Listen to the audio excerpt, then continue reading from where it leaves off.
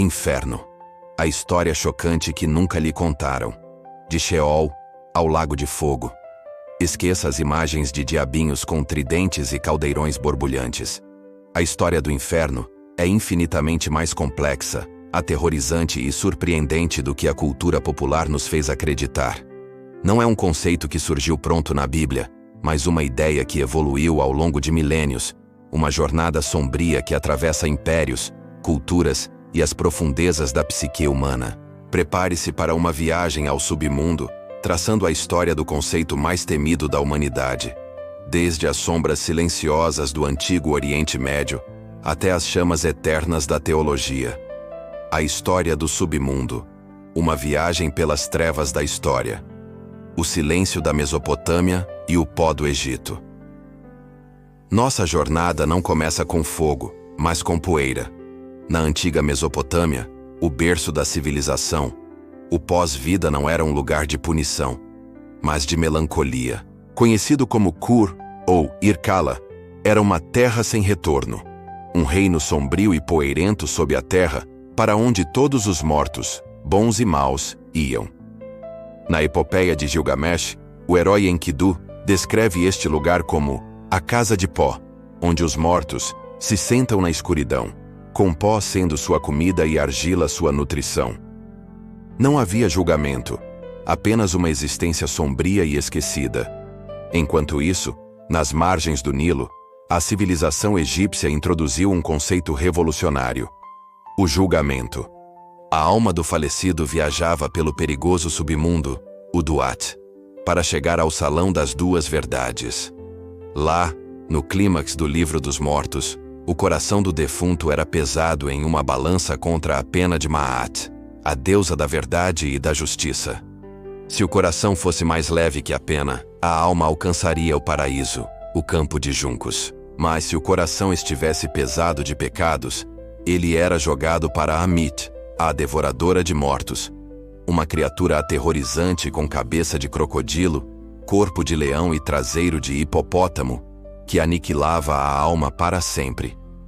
Pela primeira vez na história, o destino de uma pessoa após a morte estava diretamente ligado à sua conduta na vida.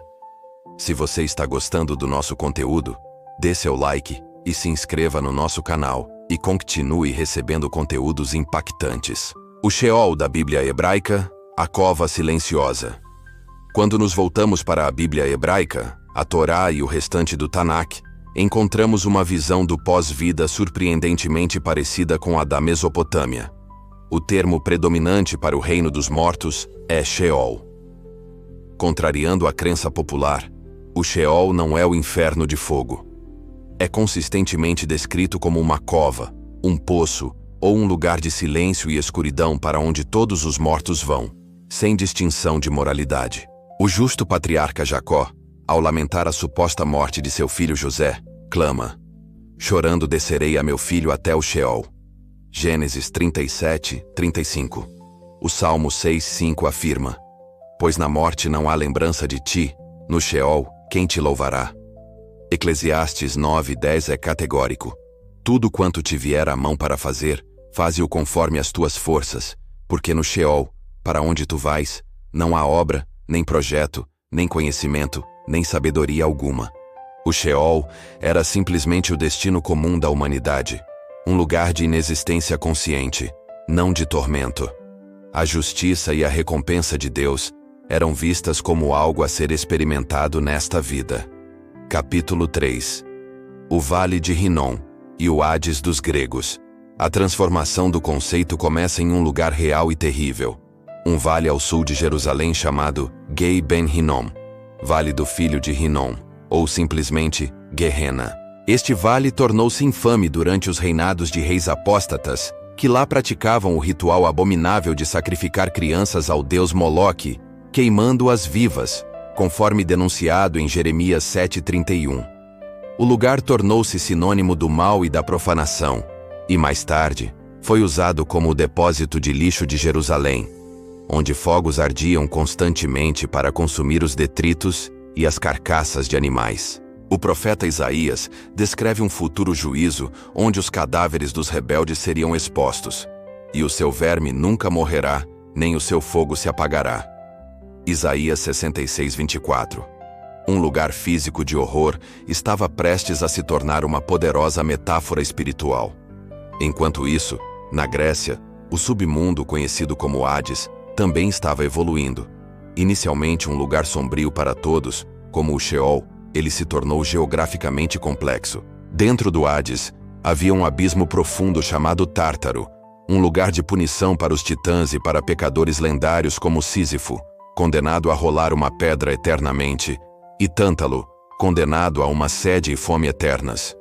Os gregos introduziram a ideia de tormentos eternos e específicos para pecados específicos.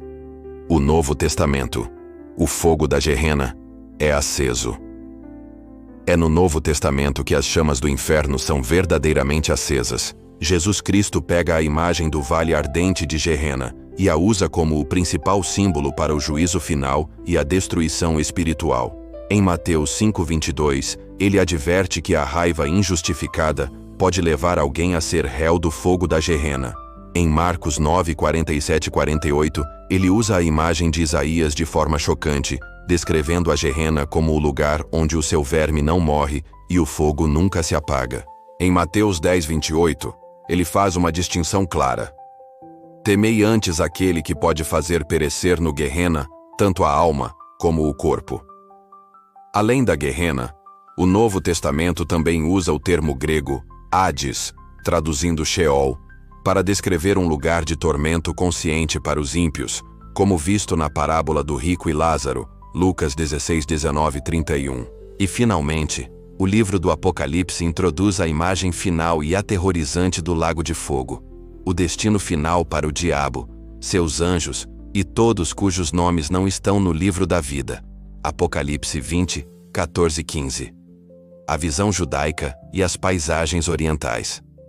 É surpreendente para muitos saber que a tradição judaica pós-bíblica desenvolveu uma visão muito diferente. No Talmud e na Cabala, o Gehinnom não é um lugar de punição eterna para a maioria das almas. É, em vez disso, um lugar de purificação, uma espécie de lavanderia espiritual. A tradição sustenta que a maioria das almas passa no máximo 12 meses no Gehinnom, para ser purificada de seus pecados, antes de poder ascender ao Gan Eden, o Jardim do Éden, ou Paraíso. Apenas os mais excepcionalmente perversos permanecem lá indefinidamente. No Oriente, as visões são diferentes, mas igualmente detalhadas. Nas tradições indiana, hinduísmo, budismo, existe o Naraka. Não é um inferno eterno, mas um reino de sofrimento temporário, onde uma alma esgota seu karma negativo. Após o tempo ser cumprido, a alma é reencarnada em um estado superior. Na China, o Diu é um submundo labiríntico com 10 tribunais de julgamento, onde as almas são punidas por seus pecados antes de receberem a bebida do esquecimento da deusa Menpo. A jornada do inferno, do poeirento e silencioso Sheol ao ardente lago de fogo, é a história da própria evolução da consciência humana sobre justiça, moralidade e consequência. O que começou como um medo do esquecimento transformou-se em um medo do julgamento. Seja como um lugar de aniquilação, tormento eterno ou purificação temporária, o conceito de inferno reflete uma profunda necessidade humana de acreditar que nossas escolhas nesta vida ecoam na eternidade e que no final há um acerto de contas cósmico onde a justiça de uma forma ou de outra prevalecerá. Assim, relembrando o livro do Apocalipse e seu final e aterrorizante do Lago de Fogo, o destino final para o diabo, seus anjos e todos cujos nomes não estão no livro da vida. Conheça e aceite a Jesus hoje ainda, pois só Ele pode te livrar do inferno.